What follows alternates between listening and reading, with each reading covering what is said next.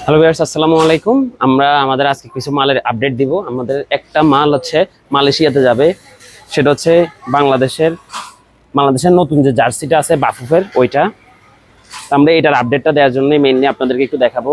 এটা হচ্ছে একদম অরিজিনাল ফ্যাব্রিক্স দিয়ে আমরা তৈরি করে দিচ্ছি। এটা হচ্ছে থাই প্রিমিয়াম ফ্যাব্রিক্স, একদম অরিজিনাল মতো হুবহু আমরা এটা তৈরি করে দিচ্ছি।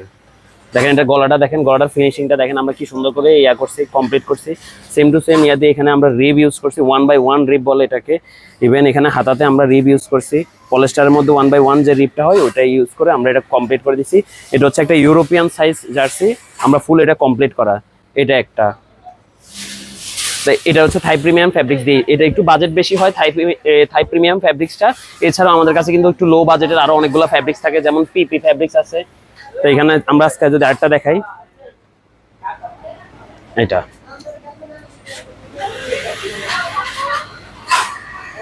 এটা হচ্ছে ফুল কমপ্লিট। এখানের মধ্যে এগুলো হচ্ছে কাস্টমাইজ লোগো, কাস্টমাইজ নাম, স্টার্স অফ গাজীপুর।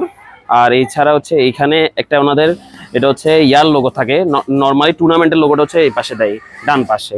আর পিছনে হচ্ছে নাম এবং নাম্বার।